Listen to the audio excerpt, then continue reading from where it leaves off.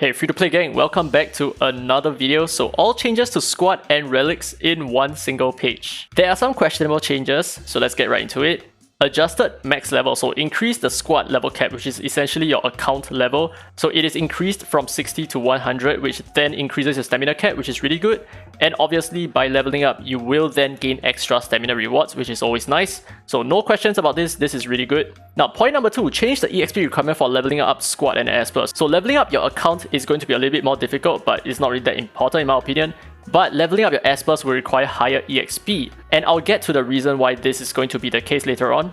Now, added level cap for Espers, I'm not sure why they went ahead with this.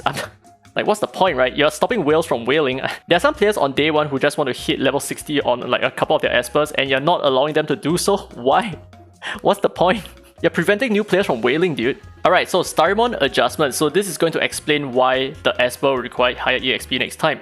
So remove Starmon level. Starmon is set to level 1 and cannot be deployed or upgraded. Starmon's current EXP will be converted into Experiment, which will appear in the inventory automatically after the update. So if you have like partially upgraded Starmon, you can just hold on to it. It might make sense to just leave them alone right now and let the game return you your Experiment. But I feel like there are some situations where that might not make a lot of sense. So we will get into that in just a moment. Now, added Starmon fuse and disassemble, so you can then fuse 5 rare Starmon into one single epic Starmon and 5 epic Starmon into one legendary Starmon. And this is the reason why I feel like they are increasing the EXP requirement for your Espers, because right now you no longer need to level up any of your Starmon to push to the next tier. You can just combine them directly. And here is where I want to talk a little bit more about whether it makes sense for you to actually continue leveling up your current Starmon or to just leave them be to collect a little bit of Experiment along the way. And one thing to take note of is they are saying that Starmon's current EXP will be converted into Experiment. And your current EXP is limited to your level as well. So for example, this Lauren here, she's level 50, but she has 0 EXP right now. So assuming she was a Starmon, I don't think they're going to return the EXP from her at all. So for example, she's going to give me no Experiments at all. I think this is what's going to happen.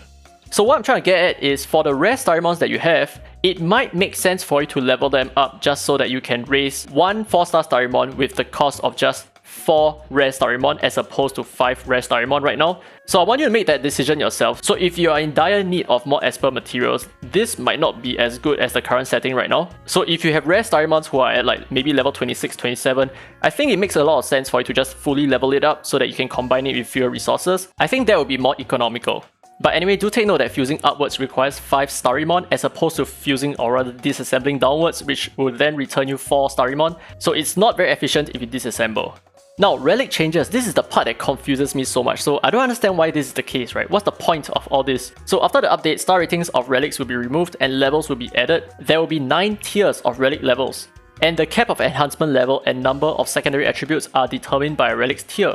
So the thing is, these are the 9 tiers here, but I have a very big question, which is, what's the point of giving them relic levels? Why don't you just like level 1, level 2, level 3, all the way to level 9? Why do you need to give them level 5 to level 60? I don't get it. Like, what's the point? Isn't this going to complicate things a lot? I mean, right now, no one's actually complaining about the star system. And in fact, I think the star system is a lot better than a relic level system, because right now, there is both relic levels and enhancement levels. So if someone is to say my relic is at level 15, what the hell do they mean? Do they mean relic level 15 or do they mean enhancement level 15? So many questions, so many confusion. Just keep it to star ratings, right?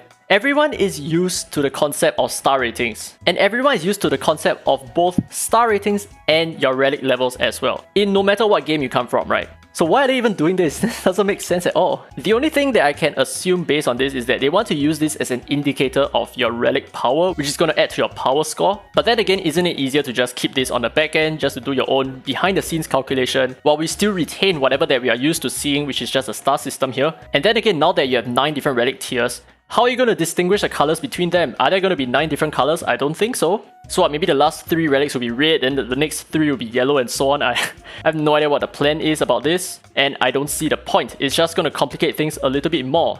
There are some things in the game right now that should just stay the same, because changing it just complicates things a lot, and I don't think it really makes a lot of sense to change something that doesn't require changing at all. But anyway, there are some notes down below here in case some of you missed it out. The important one is the one in the middle, right? Adjusted the effect of Tyranny of Zeus set, so when dealing damage through multiple hits, the chance of stunning a target slightly decreases with every hit. Oh my goodness, this is going to nerf a lot of the multi-hitters. So for example, Gabrielle, right, with the triple hits now, or rather the double triple hits, she's gonna be hit a lot. Well, of course, it really depends on how powerful the nerf is.